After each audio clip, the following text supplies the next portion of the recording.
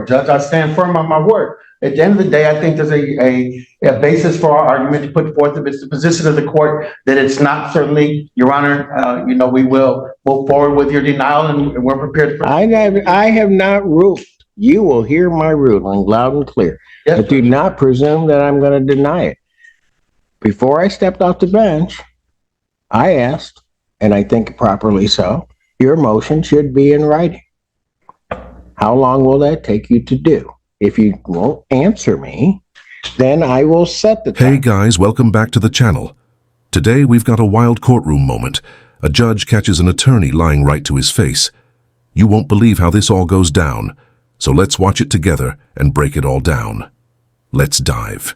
An original Your full and complete name for the record. Thank you. Your Honor, today is the date and time scheduled for a political exam. I believe that Mr. Martell would like to start us off by motioning for Your Honor to accuse himself of this case. Judge, if I may, very briefly. Go on. Thank you, Judge. And certainly, Judge, I got much respect for this honorable court, been before this court a number of times. Judge, but the court rule is clear, Judge, that a examination must be conducted by a neutral and detached magistrate, Judge. In this particular case, and just for a little bit of context, for Your Honor, this is a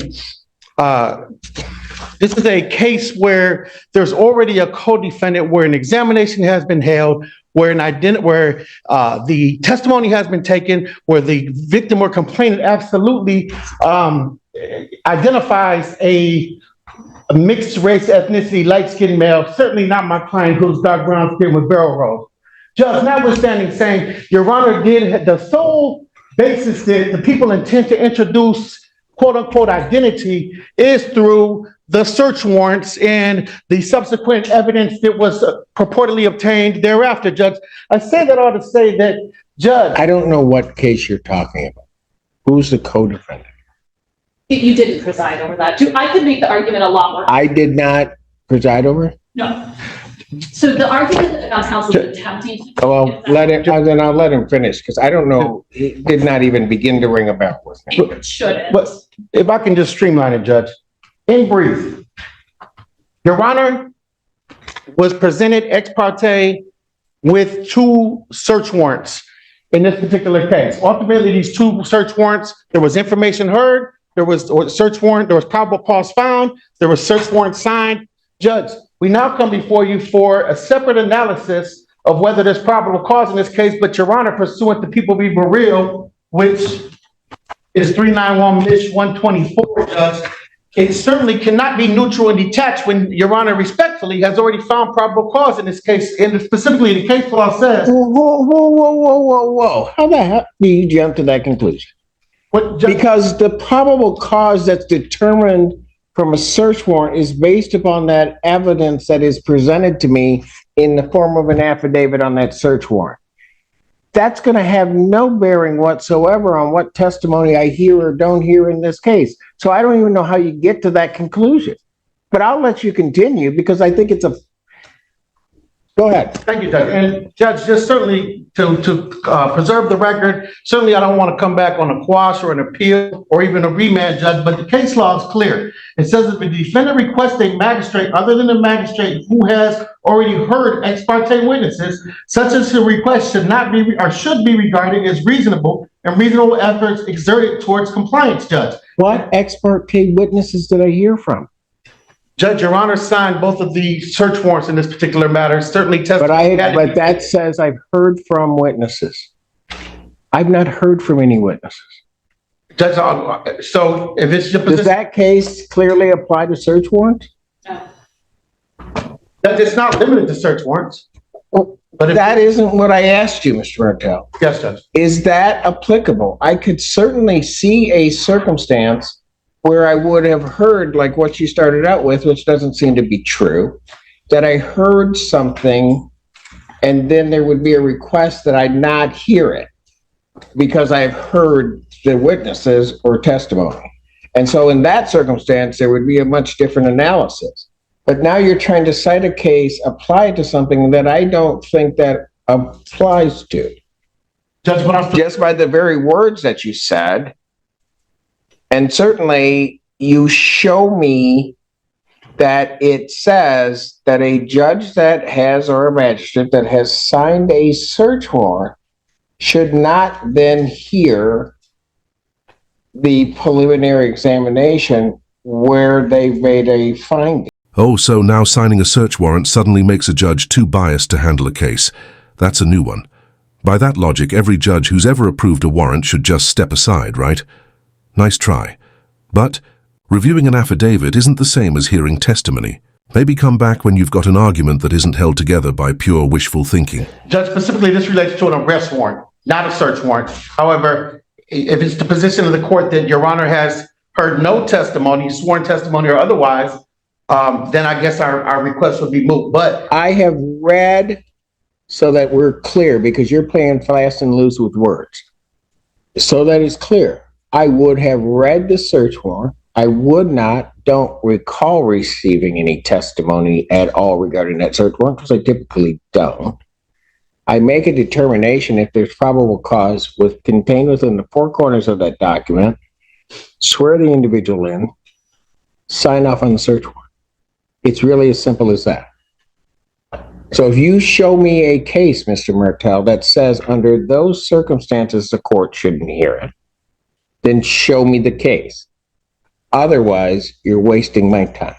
Judge, so acknowledged, I would say that Burrell is applicable, and I would also humbly submit, Judge, as the position of the court, that anything outside the four corners of the exam transcript has been analyzed or sworn to, then it would certainly fall. Then you're going to need to file a motion, so I can, if it doesn't bear out, I can find it frivolous, and I'm going to adjourn this, and then I can sanction. You need to file a written motion. How long is that going to take you? Judge, How long is that going to take you?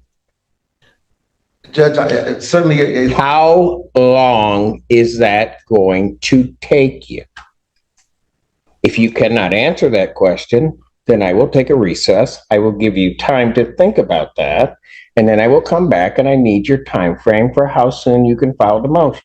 In fact, why don't we just do that? We're prepared to proceed. Why don't we just do that? You can take him back. Court's going to stand in recess. All right. Court recalls case of the People versus Darren Wilson. And good afternoon once again, Your Honor. Good afternoon to your fine staff. May it please this most honorable court, Edward Martell, P 85051, on behalf of Darren Dwayne Wilson. Please state your name once again for the record. Dwayne Wilson. Have a seat. So, Mr. Martell, you know, I'm a bit concerned. I just take what people give me. But I'm just going to say this. You lied to me at the very beginning of your argument.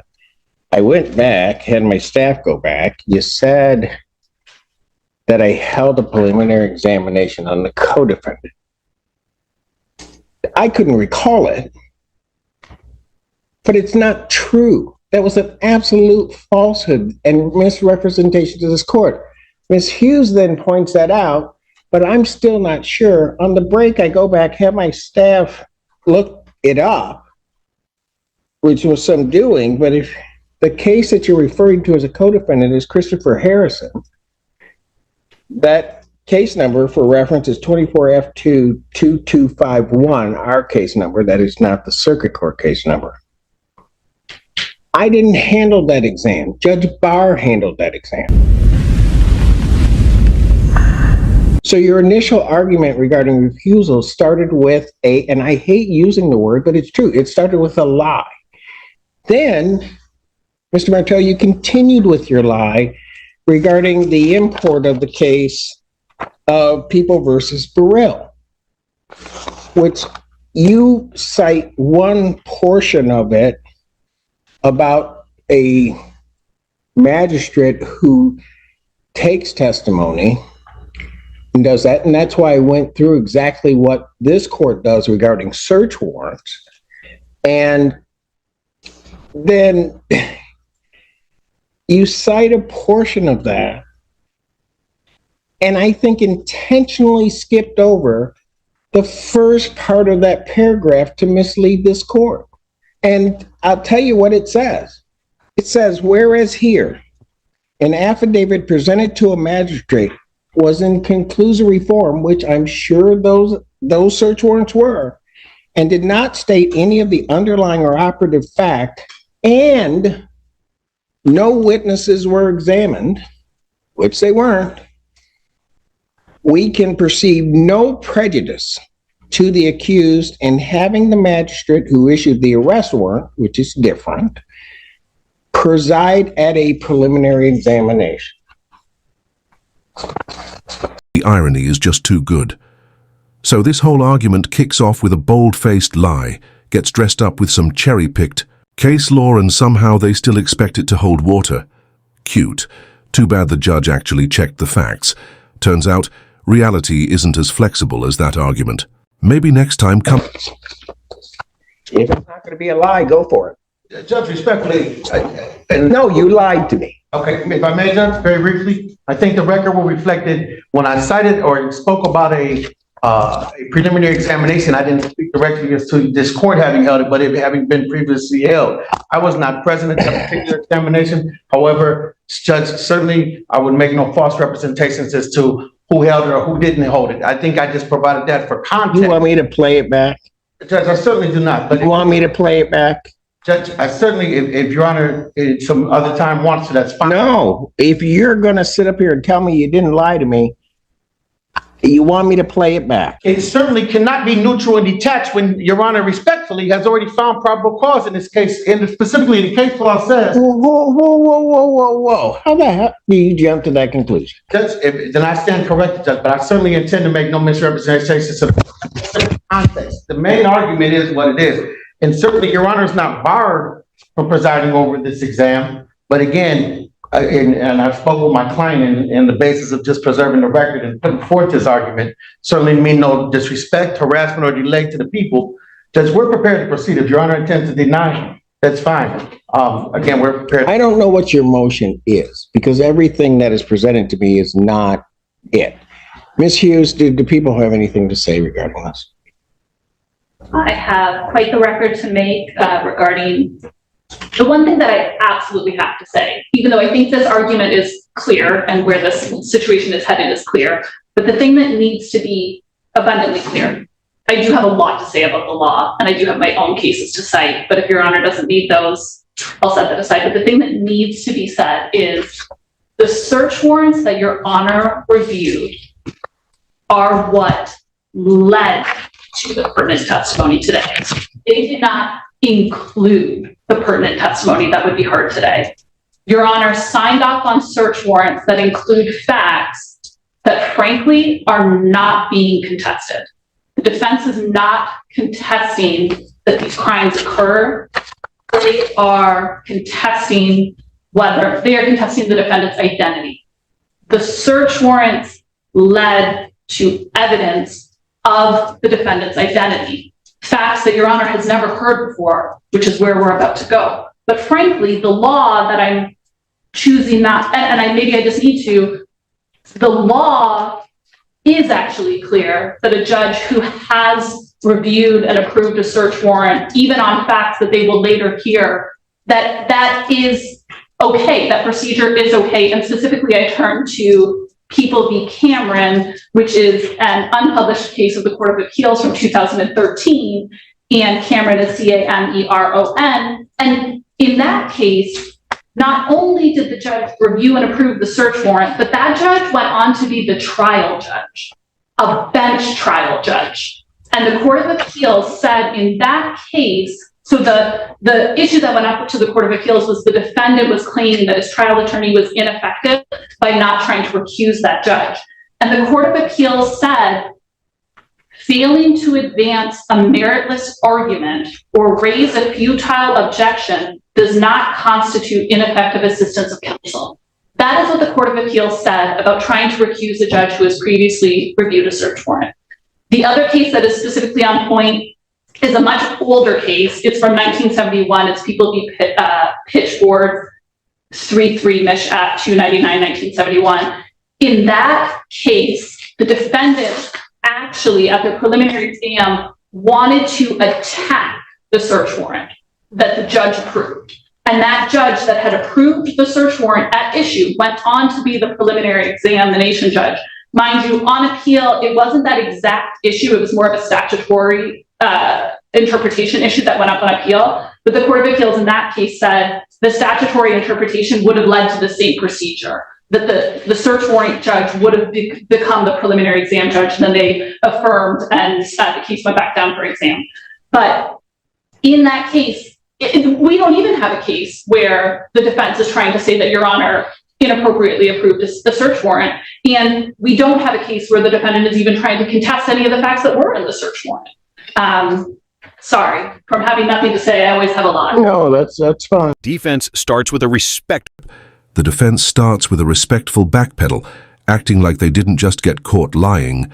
Then, the moment the judge offers to play, "Back the proof. Oh no, judge, please don't." Smooth, meanwhile, the prosecution comes in swinging with case law like a legal sledgehammer. And just when the defense claims to have nothing to say, boom, they launch into a full-blown monologue. That buries them 6 feet under. Absolutely beautiful.